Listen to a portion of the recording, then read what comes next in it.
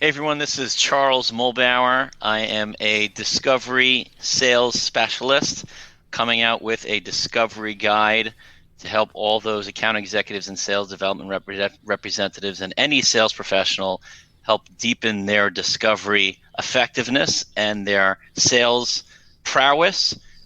You can always reach me on LinkedIn. I'm currently working at CB Insights. One piece of advice regarding discovery is to not uncover issues with your prospect, but instead to begin to raise them and always raise more issues that the prospect may or may not have thought about, and that will help you with your discovery conversations. Thank you very much for having me.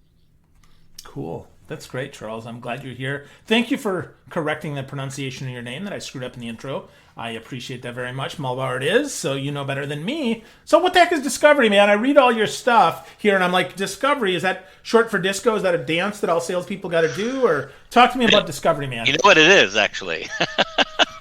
Discovery is a dance. Discovery is the process of empowering the prospect to sell themselves. And discovery, a lot of folks try to uncover things from the prospect through the discovery process, which I can understand.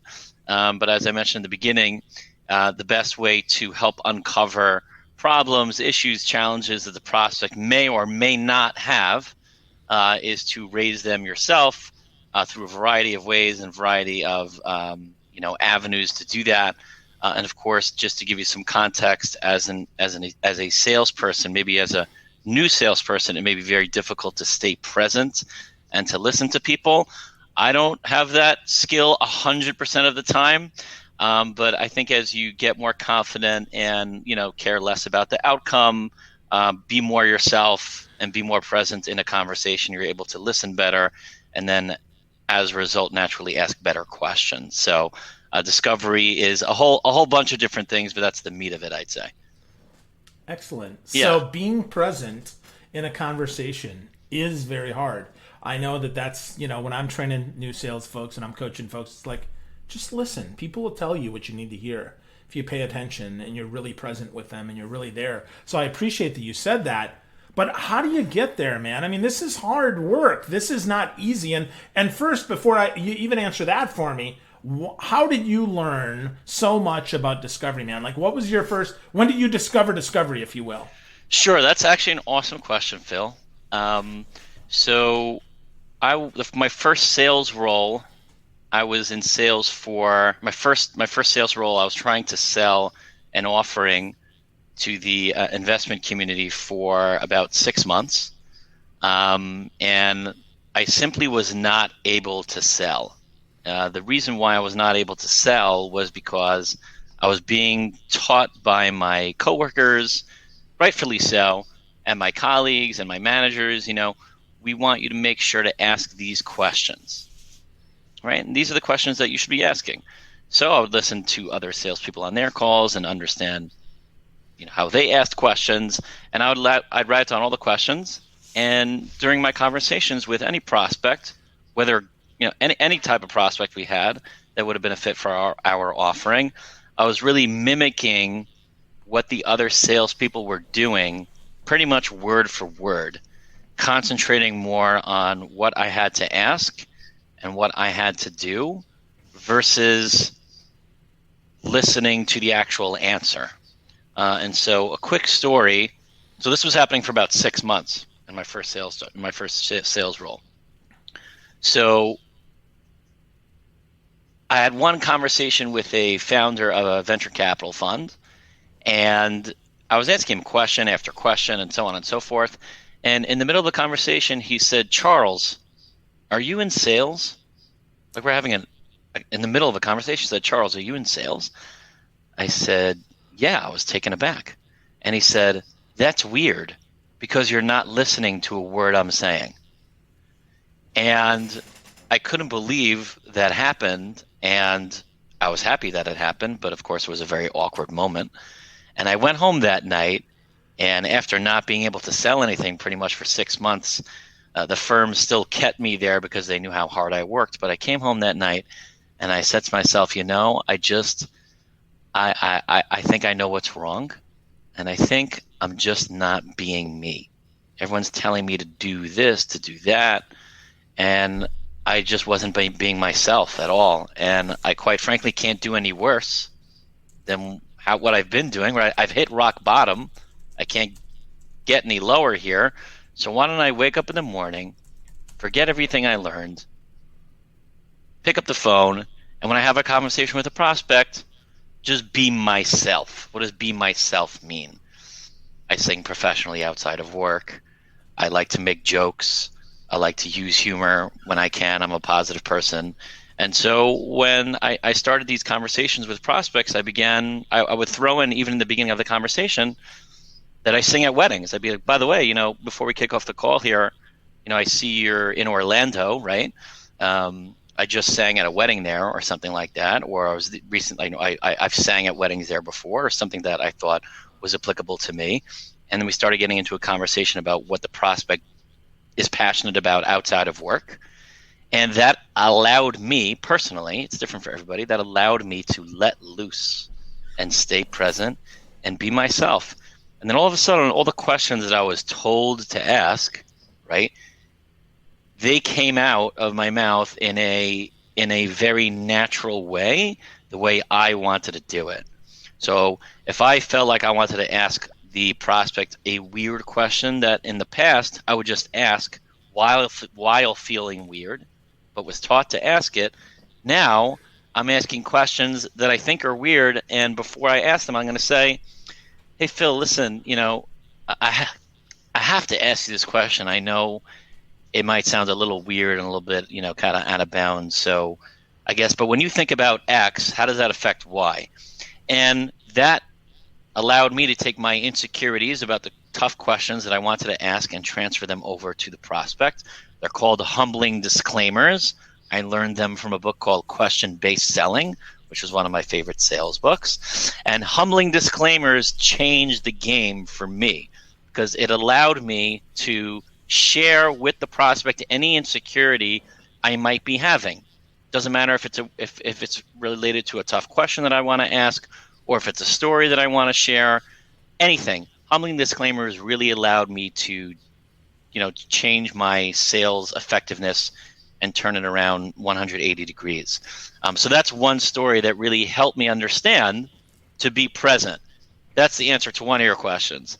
The answer to the answer to the second part of your question was, how do you do it? I created a roadmap for myself. And I like to give this analogy. Phil, if you and I were really close friends, and hopefully maybe we will be, and I want to drive to your house, I don't need Waze. I don't need Google Maps if I live near you or whatever. I just know how to get to your house.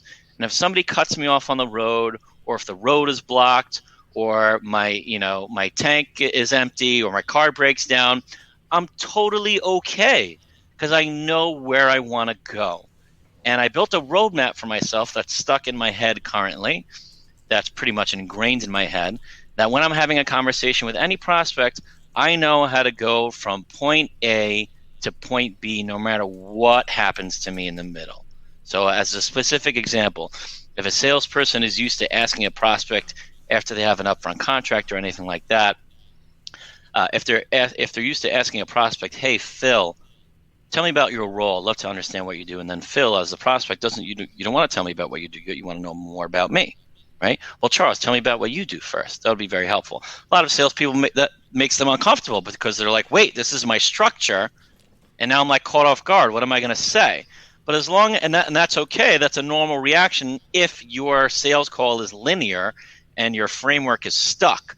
But if you have a roadmap where like, okay, I want this call to go in the following order, but if Phil but if Phil wants to change the order, that's okay. It's like different modules you can change that are flexible. That's okay. I'll move this here and I'll move that there. But then I always know where to go back to and I always know how to transition. And that allowed me to stay so present and understand how to move the call along, ideally the way I'd like it to go. Well, and it makes sure that you cover each important piece of the call, too, because getting thrown off often means, oh, crap, that means now I have to be on step 6 of this, to your point about not being present, instead of, well, hold on, that might be a slight diversion but here's an on-ramp. I can get right back on and I can talk about this. Hey, great. I'll happily tell you about me, and after I do, would it be okay if you share some more about you? Okay, cool. And now here we go, right? And I've seen that, and I find that's very effective. I find that roadmap idea is very effective, and yet so many don't use it. Why is that? Lack of practice, lack of preparation? I mean, why do people not have a roadmap for their sales calls more often, Charles? What do you think? Yeah.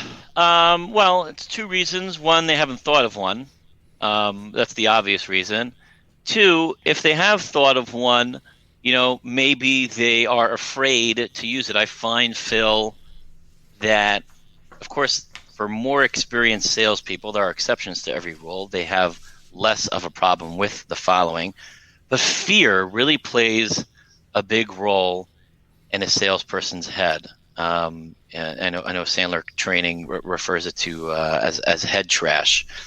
We all have head trash. We're afraid to ask questions. We're afraid to upset somebody. We're afraid to take the conversation in a way that the prospect doesn't expect.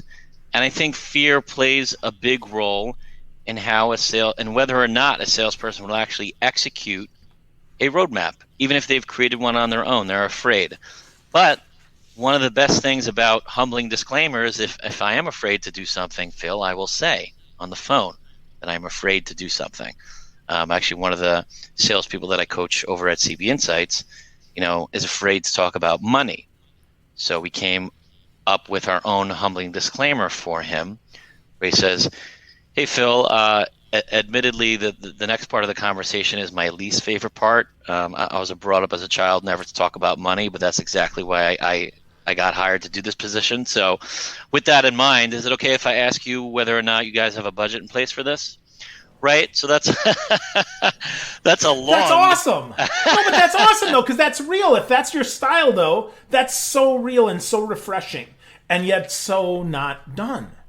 Yeah, it's not done because it's hard to do. But I feel that when one individual, a salesperson, lets the prospect know, hey, I'm insecure about X.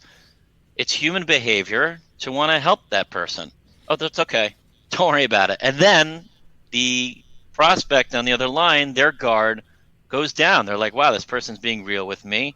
They're telling me what they're afraid of, what they're concerned about themselves, afraid to ask questions. So much so that I had a prospect tell me, Charles, you don't need to keep telling me how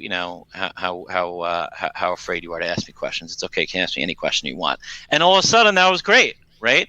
So that's what I want. If a prospect tells me that, that's great. I'm in the clear. So I use them all the time. That's helped me out a lot. And fear plays a role. But if you transfer that fear over to the prospect and get out of your head and get out of your own way, that really helps a lot. We all get in our own way, right? Yeah, for sure. I know I absolutely do. So that's a great point. So what about so I know we're talking about discovery, but I'm wondering, does email play any role, video play any role in your discovery process at all, Charles? Well, it's a great question. In short, the answer is yes. When we're writing emails to prospects, let's say we're not prospecting, okay, but we are in the middle of a deal process, etc. And let's say that there are times the prospect isn't responding, or we expected an agreement to come back by a certain day, but it hasn't come back, and maybe there's some miscommunication. I definitely will use discovery and humbling disclaimers again in the email. So one of those might sound like, and it depends what stage of the deal you're in. Let's say the prospect hasn't responded. Of course, there are a number of ways to do this, but I might say, hey, Phil, I know we weren't able to connect last week. I could be way out of bounds here, parentheses, sometimes that happens to me, but I'm getting the sense that either you are too busy or this is not a real priority for the team. Am I off here? Charles, right? Something like that incorporates a I'm sensing type of quote, right? I'm sensing that this is the case. Am I way off here? And it includes like a humbling disclaimer. I could be way out of bounds and so on and so forth. We actually like to use humor in a lot of these emails. One of the sales associates that I coach, he had a prospect of his intended to get on a call. The prospect didn't make it. and then the sales associate said, "Hey, Bob, sorry we weren't able to connect. I promise I'm a good person in real life," parentheses, at least that's what my mom says, right? Added some humor into the email. The prospect responded immediately. "I really appreciate it. I'm so sorry that I didn't make it." Right? So I think a lot of this, Phil, and this shouldn't surprise you. You've been doing this way longer than I have, so I have a lot to learn from you. When any salesperson incorporates humanity, humility, humor, authenticity, if we make a mistake, we'll say we made a mistake. That's something that prospects are not used to. And I think salespeople, depending on their level of experience, especially in the beginning, they feel like they have to wear this professional guise or mask, if you will, and to hide something about themselves that's really them. And that's not the way to do it. There's definitely a healthy balance to be professional, but also be yourself. And I think the more yourself you are, first of all, the more fun you're going to have in your job, right? And the more fun you have, the better you'll be, the better off you'll be, the better off everybody will be.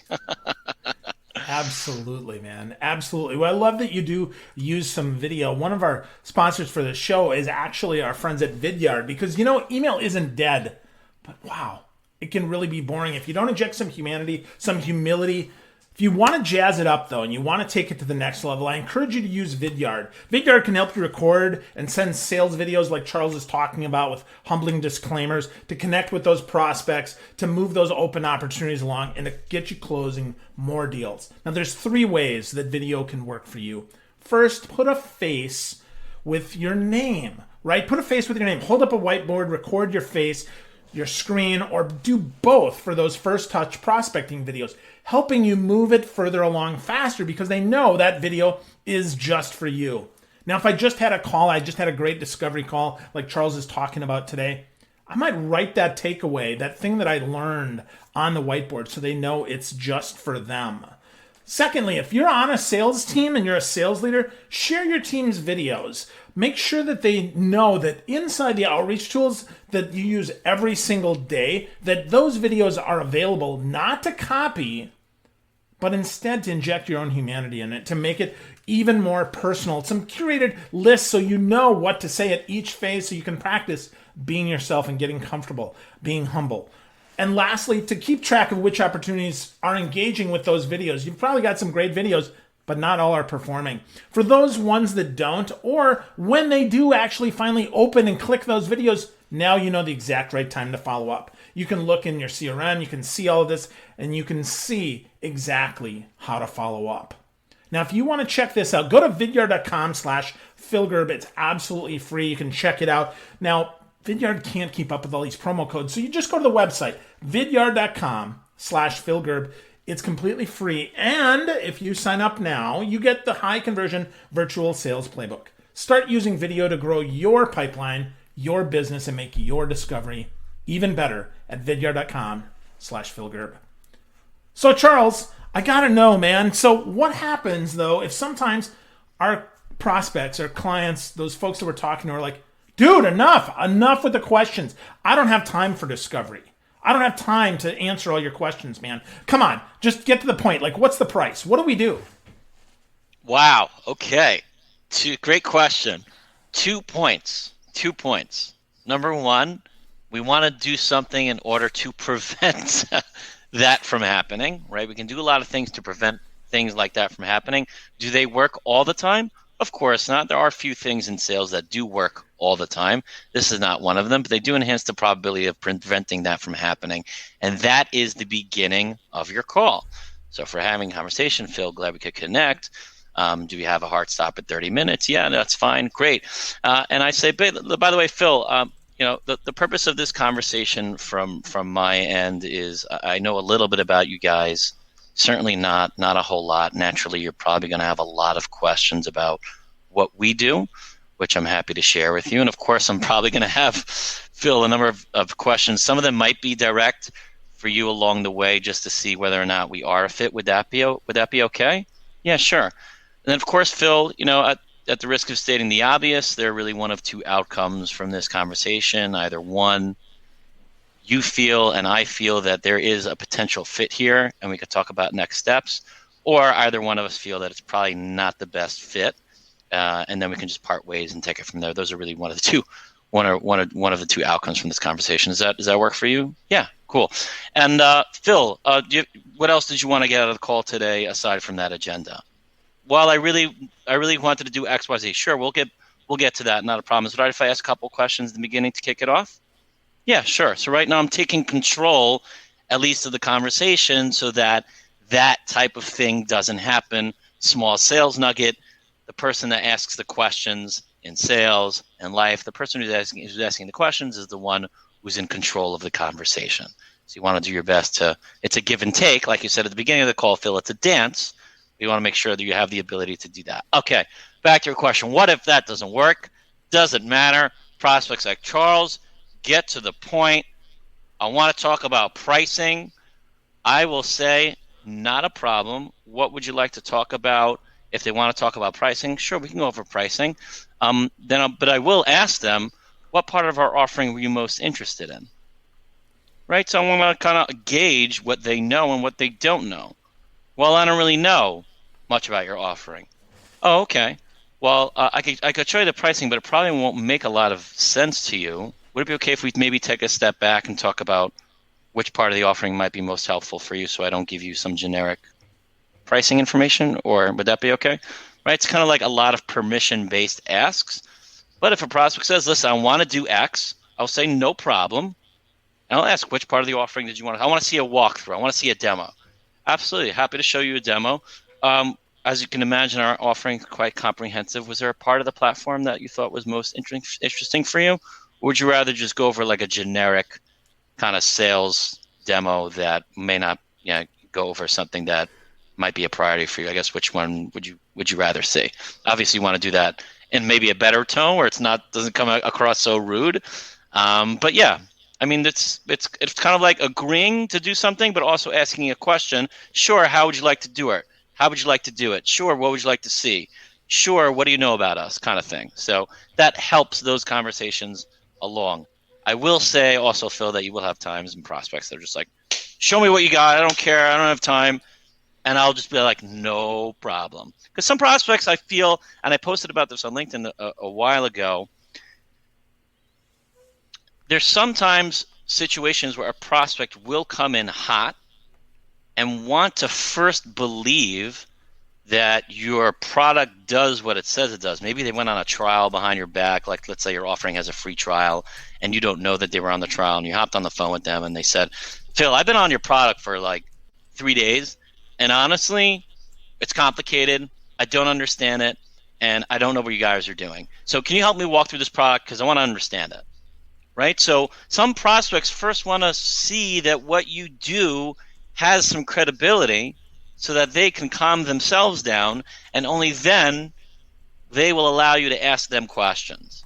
Right? So you'll have those situations as well. But I think the point of all these 3 points that I'm making is you got to, if the prospect's coming in hot, you got to diffuse it. Right? If they're coming in hot, they have a very high level resistance wall. You just got to chip it down slowly. And then ultimately the conversation can turn around and become really, really warm. I remember one quick story, Phil. Sorry, I'm talking a lot. I'm not used to talking a lot. One quick story. A prospect came in, wanted to see a demo. I thought the proper thing to do in that situation was to just ask him discovery questions, and he yelled at me. He yelled over the phone, Charles, what are you doing asking me these questions? I came here to see a demo, and I want to see a demo. Now, when that happened, I shut up. I was quiet. I didn't say a word. I didn't even respond. I didn't say a word for maybe 15, 20 seconds, and there was an awkward silence over the phone. You know, when somebody pushes you, you got to don't push back, but you got to stay back. So I was silent for about 20, 25 seconds. And all of a sudden he said, Charles, I'm really sorry. I'm having a bad day. I'm like, no problem. He's like, I'd like to see a demo, and it's okay. You can ask me some questions as well. So you got to feel it out. Yeah. Wow. And sometimes the opposite of mirroring, slowing it down, or speeding it up, right? If people are too slow sometimes, is a great strategy. And offering them the ability to think is super key. You actually said in one of your posts, and I love this, you said empowering your prospects to think is true discovery. You And just I said think better that's than so I did now. interesting. Yeah, well, you wrote it, man. I'm just reading it. But it's so true. Yeah, I really get that. The more that we can make people think, it elevates us. It shows us as a peer, not just as a service provider. I think Right. that's super important. And secondly, it also helps them discover what's going on. Like, what is my real problem here? Did my boss, sometimes people come in hot because they just got to check the box that says I watched 3 demos. And sometimes they come in hot because they're having a crappy day or a crappy week, or someone just stole their lunch. I mean, we don't know what's going on, but we have to detach from that and be comfortable. And I think that's where your roadmap really helps us. But how do we, other than silence, which I think is beautiful, how else do we get our prospects to discover what we need them to discover so that we can see if there's a real fit? Sure. Well, you just touched upon it, Phil, and getting them to think. You can't get somebody to think without you, the salesperson, understanding that you have to slow down. A lot of prospects will want a salesperson to skip steps, right? We have a way that we sell, and they have a way that they buy, right? They're not necessarily mismatched, but in order to get somebody to think, you have to slow down. And in order for a prospect to feel comfortable sharing what they wouldn't normally share with you, you have to get them to a place where they feel that you know their world. Okay? The way they feel that you know their world is by not just the questions that you ask, but how you actually ask them. So I'll give one example. I'm sure, Phil, you've seen this many times. You most likely do something like this, but it's like a 4 mini step roadmap. At CB Insights here, we talk about also mini roadmaps to ask questions. So we're having a conversation, Phil, and we haven't really gotten deep. We're talking about what you do, etc. I say, Phil, just to give you some context, and I'm getting straight to the point. Phil, just to give you some context, I speak with maybe 2 or 3 heads of sales, just to make it simple. I speak to maybe 2 or 3 heads of sales on a daily basis here at my organization. And as you can imagine, they share with me a variety of challenges, obstacles, or just goals that they feel they need a little help with, ideally in a perfect world. The step 2, they'll share with me A, B, C, and D. Right? These are the problems that they share with me. And then step C is, I'm curious to what extent any of those resonate at all with you. And then step D, and if not, what would you say you're most concerned about when it comes to discovery, or when it comes to sales, or when it comes to prospecting, right? So it's a question that way. It's a very non-threatening type of question because I'm raising issues for them. They're telling me what resonates, what doesn't. If none of them resonate, that's okay too. I could say, cool, what compelled you to take the call today? Because that's really what we help solve, right? So those things help the prospect calm down, listen to you, you know their world. And once you get them to start thinking, any salesperson, any prospect that sees a salesperson get them to think, they respect, and they'll want to talk more to them. Actually, I'll share another quick story. Can I share another quick story, Phil? Please do. Yeah. So long time ago, I just shared the story with somebody else the other day. I had prospected into a very large investment firm called Oaktree, and I met with a senior investor there who told me I can come into his office after I gave him a cold call.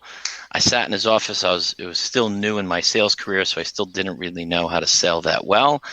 And I walked into his office, very large, 6'6" gentleman walks in there with a 3-piece suit, sits down, sits in his chair with his arms crossed. I'm actually still close with him to this day. And he looks at me and he says, "Charles, what do you got for me today?" which is very dangerous. I've That's a heard way, that. yeah, that's a way for somebody to take complete control of the conversation. What do you got for me? Right? And I fell for it. So I opened up my laptop. I showed him a demo of the offering. I said, this is what we do. This is what our software looks like. And this is how we help people like you, etc. He sat there and he looks, this is in person. He looks at me and he says to me, Charles, you taught me nothing today. And this is like one of those, another awkward moment, right? And given my comfort that I developed for myself, being myself, as I shared earlier, I said to him, you know what? You're right. I didn't teach you anything. You're 100% right. Is it okay if I start again? And he said, sure. I said, great. Close my laptop. I said, the reason why firms like yours even talk to us in the first place is because they're finding that they have challenges with A, B, C, and D. That's why they talk to us. Is that something that surprises you at all? He's like, no, we talk about that a lot.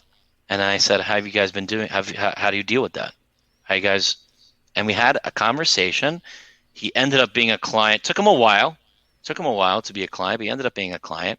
And it made me realize that raising issues and teaching somebody something, not that they necessarily don't know, right? I feel like you'll find trainers teach salespeople, hey, you have to teach something to a prospect that they didn't know before. I mean, your prospects are professionals. The chances that they don't know something huge means they're not good at their job.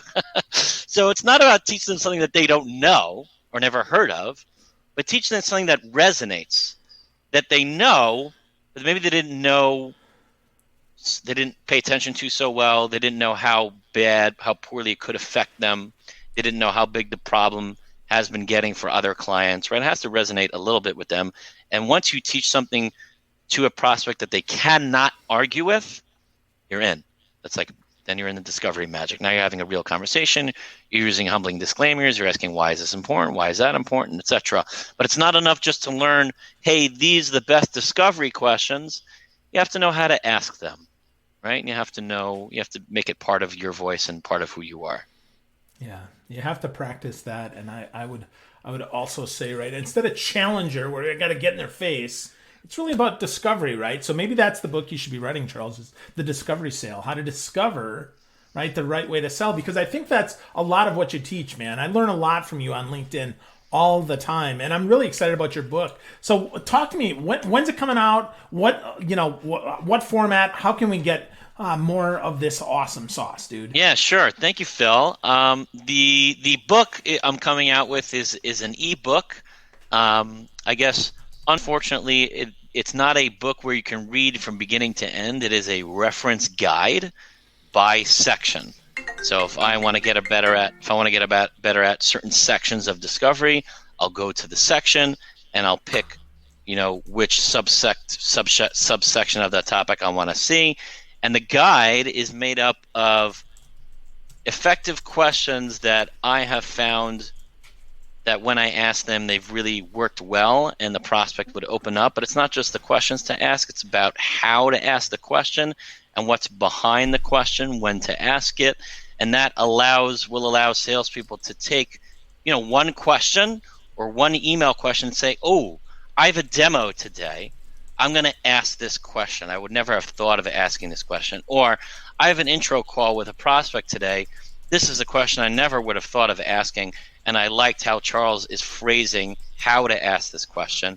I'm going to do that on the next call. And little by little, step by step, right, improving 1% every day, your conversations become more effective.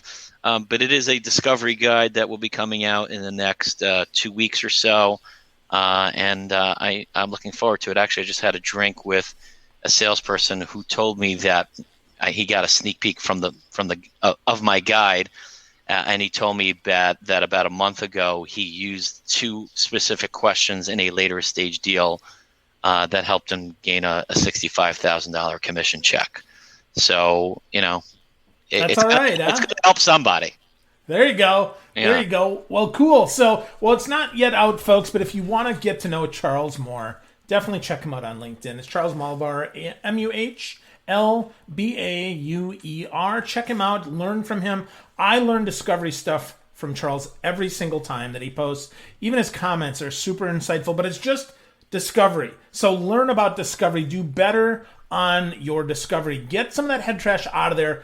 Be more yourself. Learn some humbling disclaimers. Empower your prospects to think so you can do true discovery, and know not just the questions to ask, how to ask it, and also the why behind it. Charles, you're a gift, man. I really appreciate you today. Thanks for stopping by and sharing some insights with me.